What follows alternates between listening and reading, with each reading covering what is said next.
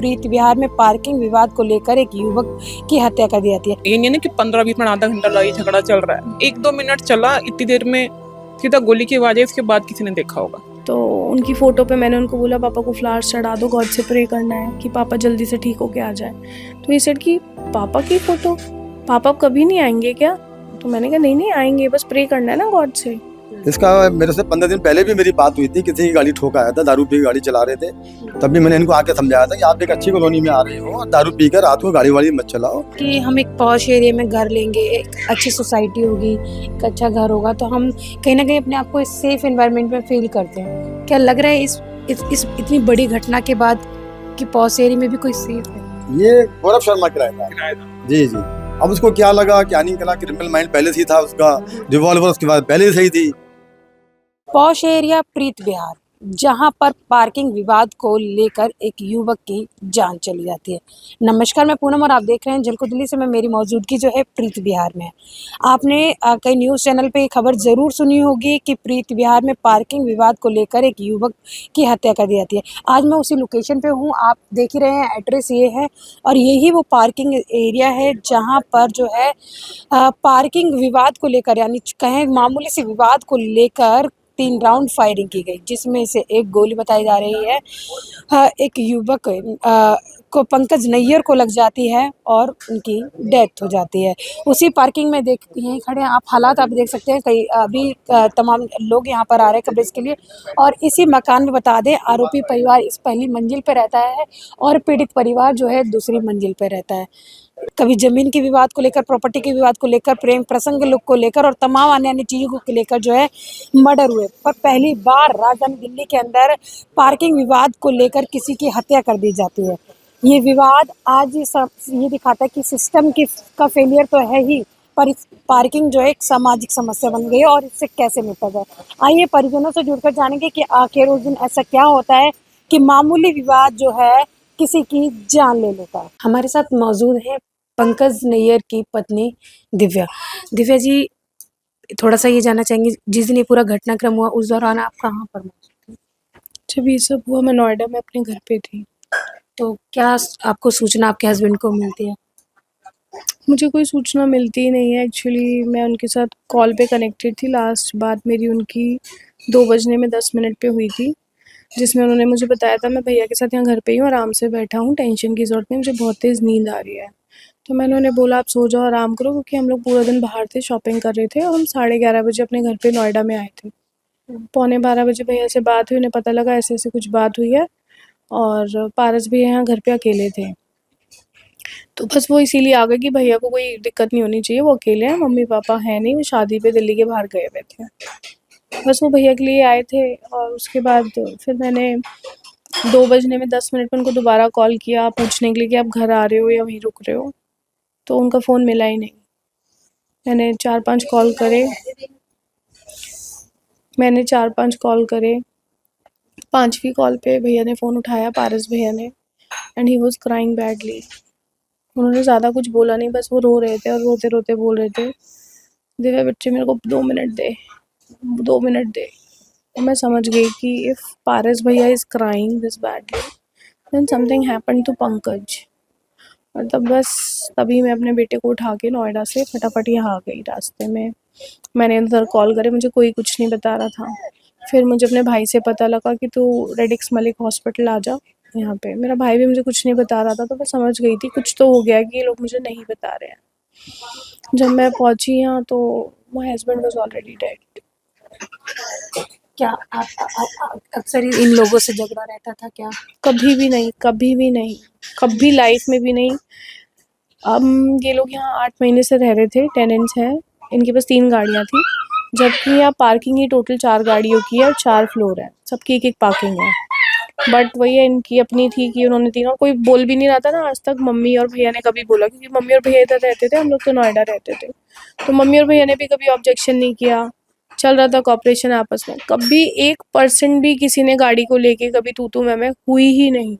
उस दिन पहली बार ये सब हुआ। और उस दिन वैसे हुआ क्या था, गाड़ी के लिए आपको पता लगा क्या हुआ? मेरे को जितना पता है कि पारस भैया को कॉल किया गया कि अपनी गाड़ी हटाओ। पारस भैया घर पे नहीं थे, बाहर थे कहीं, कि अपनी गाड़ी हटाओ, नीचे खड़ी है, मुझे अपनी कार पार्क करनी है। तो भैया ने बोला आप एक काम करो, मेरे को, मैं थोड़ा दूर हूँ, मुझे 1 डेढ़ घंटा लगेगा आने में, आप तब तक बराबर वाले घर में अपनी कार पार्क कर दो, वहाँ भी हमारी पार्किंग है, वहाँ हमारा फ्लैट है। तो भैया ने उनकी कार वहाँ पार्क करा दी। उसके 1 घंटे बाद उनका दोबारा कॉल आया कि अपनी कार हटा, मेरे को दूसरी कार लगानी है। मतलब एक होता है ना, इंटेंशनली ही वाज ट्राइंग टू। तो भैया ने बोला कि ठीक है मैं आता हूँ, आके मेरे को अभी आधा घंटा लग जाएगा, क्योंकि 1 घंटा ही हुआ था तो आधा घंटा और लगेगा, मैं आके हटवा दूँ, तब तक आप इधर उधर कहीं लगा लो, जितना मुझे पता है। तो फिर जब भैया आए तो भैया ने कार वार हटा के उनकी लगवा दी, सॉर्ट आउट हो गया और भैया ऊपर आ गए। बस इतनी ही बात थी। उसके बाद पता नहीं उनको क्या हुआ, 2 बजे उन्होंने क्यों क्या किया, मुझे उसकी गौरव ने जरूर, ड्रिंक की हुई थी। मुझे इसका आइडिया नहीं है, मैं यहाँ नहीं थी ना, मुझे पता है। अच्छा, अभी प्रशासन से हमारे क्या मांग है आपकी? मेरी यही मांग है कि उसको फांसी होनी चाहिए और जल्दी से जल्दी होनी चाहिए, क्योंकि इतनी खतरनाक माइंडसेट का आदमी जो 5 मिनट की कॉन्वर्जेशन में किसी को गोली मार दे। मुझे इतना पता लगा है कि कोई हाथापाई हुई ही नहीं, उसने बस नीचे बुलाया और 5 मिनट में उनकी बातचीत हो रही थी, कोई बदमाशों को वो साथ लेकर आया था, सिर्फ बातचीत के दौरान ही उसने पंकज को गोली मार दी। वो हमारे इतनी वो इतने खतरनाक माइंडसेट का आदमी है कि उसको 5 मिनट की कॉन्वर्जेशन में उसने किसी को जान से मार दिया। मतलब कोई हाथापाई नहीं, वो हाथ से मार सकता था, लड़ाई कर सकता था, बट उसने सीधा। और वो रिवॉल्वर कहाँ से आई उसके पास, क्यों पुलिस का खौफ नहीं है, क्यों, कहाँ से आई वो, लाइसेंस थी, अनलाइसेंस थी, क्यों जंगल राज है दिल्ली में, क्यों लोगों का माइंडसेट ऐसा है कि लोगों में पेशेंस ही नहीं है, किसी को गोली मारने से पहले सोचते नहीं कि किसी की फैमिली खत्म हो रही है। उन्होंने सिर्फ पंकज को थोड़ी मारा है, मुझे मारा है, मेरे बच्चे को मारा है, मेरी पूरी फैमिली खत्म कर दी है, पूरी फैमिली, क्या बोलूँ मैं। हम आपका दुख समझ सकते हैं, लेकिन अब आप क्या कहना चाहेंगे? क्या पुलिस आपकी मदद कर रही है, कोऑपरेट कर रही है या नहीं? पुलिस अपना काम कर रही है, जितना हमें पता है वो अरेस्ट कर रही है जो क्रिमिनल्स हैं, आई थिंक 3-4 हो भी गए हैं। बाकी आगे तो जुडिशरी के ऊपर है ना, जब चार्जशीट फाइल होएगी, केस बनेगा, तो जुडिशरी उनको क्या सज़ा देती है। मेरी विनती बस यही है, वो इंसान बाहर नहीं आना चाहिए, क्योंकि आज हमने अपना, एक माँ ने अपना बेटा खोया, मैंने अपना हस्बैंड खोया, मेरे बच्चों ने अपना बाप खोया, और किसी का नहीं जाना चाहिए, क्योंकि ऐसे लोग कभी नहीं सुधरते। जिसने आज किया और इतने कॉन्फिडेंस के साथ किया कि 5 मिनट नहीं लगे, शायद उसने पहले भी किया हो, शायद वो आगे भी कर दे, किसको पता है। तो ऐसे लोग तो समाज में जीने के लायक ही नहीं है ना, तो उनको बाहर आप कैसे छोड़ सकते हो। क्या कभी आपको अंदेशा था कि वो इस तरह कभी कर सकता है मार्केटिंग? हम जानते ही नहीं है उनको, मेरे हस्बैंड पहली बार उनसे मिले, मेरे हस्बैंड जानते नहीं है, वो तो अपने भाई की हेल्प के लिए आए थे कि मेरा भाई अकेला है तो उसको कोई दिक्कत ना हो तो मैं उसके साथ रुकता हूँ।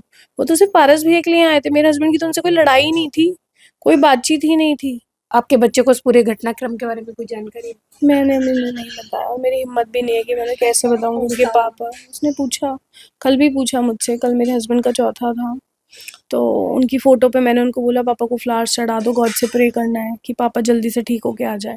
तो ये सेड कि पापा की फ़ोटो, पापा अब कभी नहीं आएंगे क्या? तो मैंने कहा नहीं नहीं आएंगे, बस प्रे करना है ना गॉड से।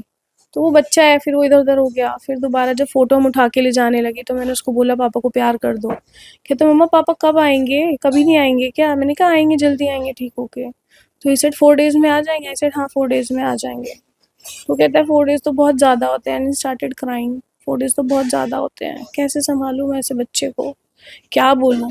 पता है क्या है, लाइफ में कुछ एब्सेंट फादर्स होते हैं, और Pankaj was the one, he was the extremely present father. मतलब he loves kids, he was so much excited about my pregnancy, everything. मतलब वो इतनी प्लानिंग कर रहे थे, हम ये करेंगे, हम फोटो शूट कराएंगे, हम ये, बहुत चीज़ें जो मैं बता नहीं सकती। मायरव के लिए, मतलब वो ये ना सब मेमोरीज रह गई, मैं क्या बताऊँ। जिस दिन हम लोग आए हैं, हमने पॉलीथीन भी नहीं खोली, मायरव के लिए, मेरे बेटे के लिए इतनी बड़ी बड़ी कार्स वो लेकर आए हैं। मतलब he was really fond of kids, and Mairav में उनकी जान बसती थी। मैं उस बच्चे को कैसे बताऊँ कि पापा नहीं है, अब मेरे मायरव के साथ कौन खेलेगा, कौन खेलेगा, कौन उसके साथ मस्ती करेगा, कौन उसको पैम्पर करेगा। आप कहीं जॉब करते हैं? नहीं यार, मैं होम मेकर। आप मृतक पंकज के रिलेशन में क्या लगते हैं? बड़ी सिस्टर हूँ बड़ी उसकी। सिस्टर। पहले ये जानना चाहेंगे कि उस दिन क्या हुआ था? इंसिडेंट्स की डिटेल तो मैं बहुत ज़्यादा नहीं बताना चाहूँगी, बस इतना कि जब आप देखेंगे कि कोर्ट में केस जाएगा, कुछ भी नहीं था, नीचे खड़े होके बात करनी थी। It was a cold blooded murder, कोई गर्मा गर्मी में नहीं है, कोई हाथापाई नहीं हुई है हमारे भाइयों के साथ साइड से। वो लोग ये लोग 5 जने थे हम्म, और सिर्फ वो शक्ल से एक बार नजर आ गया था कि 2 जने सही नहीं लग रहे हैं, और मेरा बड़ा भाई साइड में जाके बात कर रहा है कि यार खत्म करो, क्योंकि कई बार इंट्यूशन थी कि नहीं सही नहीं लग रहे लोग। सिर्फ समझा रहा था कि इसको खत्म करते हैं, चल यार गाली गलौज हो गया, खत्म करते हैं, आगे बढ़ते हैं बात को। हम्म। एंड मुड़ा उसको सीधा ही गोली की आवाज चाहिए और पंकज डेड पड़ा। आपको लगता है कि पूरा जो मैटर हुआ कहीं ना कहीं इंटेंशनली किया गया है? Yes definitely. किसी इंसान को गर्मा गर्मी में एकदम से हो जाता है, थोड़ा 2-2 घंटे लग जाते हैं गर्म। हम्म, सोच समझ के किया हुआ। गन कहाँ से आ गई उसके पास? हम्म। और गन आ गई तो क्या जंगल राज है क्या? जंगल राजा कहीं पे भी उठा के मार दोगे। और उसको अगर ये लग रहा है कि ऐसा करके वो निकल लेगा, मैं नहीं हारूंगी इस केस में, मैं एंड तक लड़ूंगी, और जब तक हमें नहीं मिलेगा जस्टिस मैं लड़ती रहूंगी। वो ऐसे नहीं जा सकता। ये रात के बेशक 12 बज रहे थे, 2 बज रहे थे, इतना बड़ा विवाद हुआ, गोली चली, क्या आस पड़ोस की सोसाइटी के लोग हैं? जिन लोगों के साथ हमारा 6-7 फैमिली के साथ अच्छा खासा उठना बैठना, मेरे पेरेंट्स के साथ, बाय चांस मेरे पेरेंट्स उन्हीं में से किसी के बेटे की वेडिंग में गए हुए थे, और वो 6-7 फैमिली वहीं थी।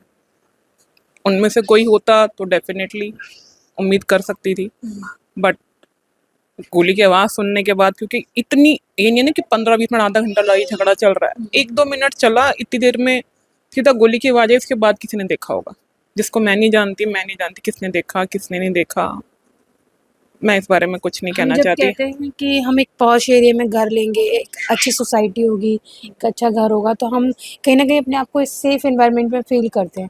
क्या लग रहा है इस इतनी बड़ी घटना के बाद कि पॉश एरिया में भी कोई सेफ है?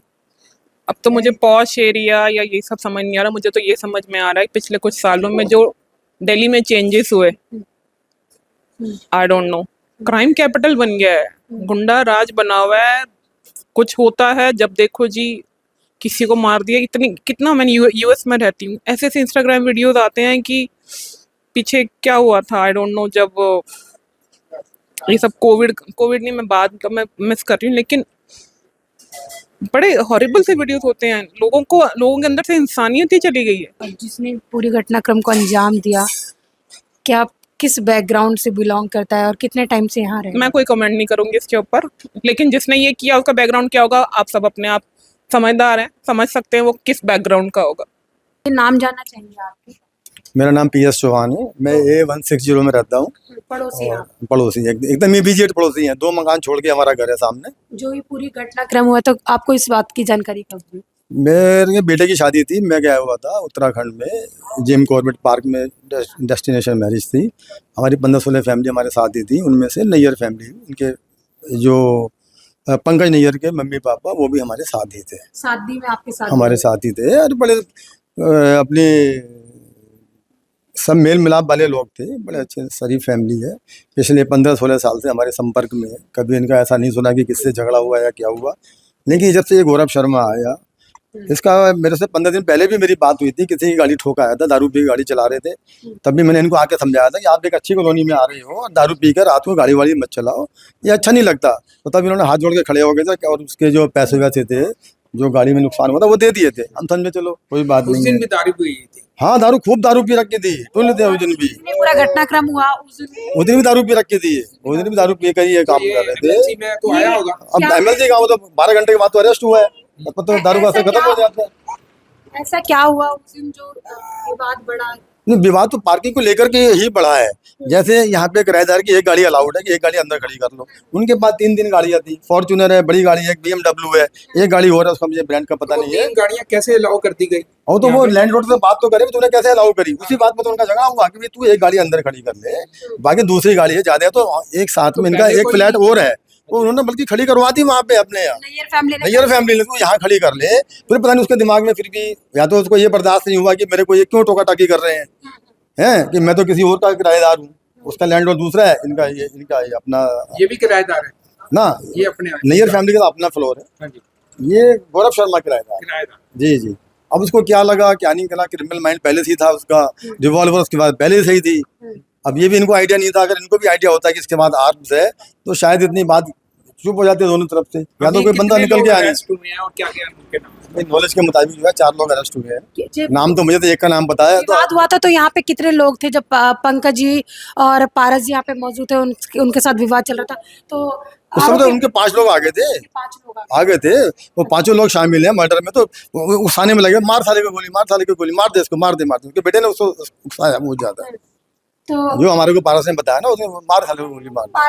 पारस के साथ भी मारपीट हुई है क्या? हाँ हाँ, पारस उसके बट से मारा, रिवॉल्वर के बट से मारा। जो पारस ने बताया हमारे को, तो उसने रिवॉल्वर की बट से उस पर अटैक किया है। उनको काफी उसमें चोट लगी हुई है, उनका इलाज चल रहा है अभी भी, मेडिसिन ले जिस रहा दिन है। घटना हुई कोई पड़ोस में कोई मदद करने के लिए आया? मदद के लिए नहीं आया कोई। क्या फिर अच्छी सोसाइटी में रहने का लोगों को क्या पता नहीं, लोगों को पता ही नहीं चला। उस समय कह रहे 2 बज रहे थे, वो कह रहे हमें किसी को पता कैसे चलता जरा है। सी शोर गोली होता है तो हाँ। पता लग जाता है। ये सामने आगे गुप्ता जी, इनकी गाड़ी ठोकी थी 15 दिन पहले, तो इनको ठीक करा दी थी। ये साथ में क्या आपको गाड़ी नहीं आई। लगता सर कि पार्किंग एक सामाजिक समस्या बन चुकी है? हाँ जी, बन चुकी है, आज की डेट में तो बन चुकी है। घटनाएं बहुत हो रही हैं, हमारे ब्लॉक में भी हुई है। आप जैसे कह रहे हो पॉश कॉलोनी है, लेकिन पॉश कॉलोनी तभी है जो उसमें रहने वाले लोग पॉश बने। गौरव शर्मा के 4-5 साथी आ गए यहाँ पे, तो वो कहाँ से यही? वो यहाँ के नहीं थे। वो एक तो उसका खुद का बेटा है, एक भतीजा है, और कोई 2-3 बंदे वहां से शकरपुर से लोग बुलाए थे। टोटल 5 लोग इन्वॉल्व है इसमें, अच्छा, जो हमें सुनने में आया, जो पारस ने बताया। जो रिवॉल्वर यूज की गई वो वो गौरव शर्मा के पास, गौरव शर्मा ने अपने हाथ से निकाली है और उसे। ठीक है जी। जी हैं? वो लाइसेंसी रिवॉल्वर। ये नहीं पता मेरे को, लाइसेंस है कि इलीगल है कि लीगल है, ये नहीं पता। पूरा घटनाक्रम यहाँ इस सड़क पर बता रहे हैं, यहीं पर वो जगह है जहाँ पर 3 राउंड फायरिंग होती है गौरव शर्मा द्वारा। अब वो जो रिवॉल्वर जो थी लाइसेंसी थी या नहीं, ये भी अभी जांच जारी है। साथ ही बता दें पार्किंग एरिया आपको दिखाते हैं कि कितना बड़ा पार्किंग एरिया है, और लगभग ये 4 फ्लोर का मकान है, जो 4 फ्लोर की बिल्डिंग है, जिसमें एक फ्लोर पर जो है गौरव किराए पे रहता था, जिसने पूरी घटना को अंजाम दिया, यह कहे आरोपी। और साथ ही आपको बता दें कि यहाँ पे जो गाड़ियाँ खड़ी थी, 3 गाड़ियाँ, जिसमें से बता रहे गौरव की 3 गाड़ियाँ थी, जो किराएदार था। और जो यहाँ पर एक फ्लोर जो नैयर फैमिली का फ्लोर था, एक फ्लोर है नैयर फैमिली का, तो उनकी एक गाड़ी लगती थी, और उसी को लेकर बता रहे कई दिनों से, लगभग 6 से 7 महीने से ये काम चल रहा था कि गाड़ी रेगुलर बाहर निकालना, अंदर करना। और इसी बात को लेकर कल ये जो रविवार की रात को विवाद इस कदर बढ़ा कि एक व्यक्ति की जान चली गई। आपको बता दें सबसे बढ़िया इस पॉश एरिया में कोई मदद करने के लिए नहीं आया।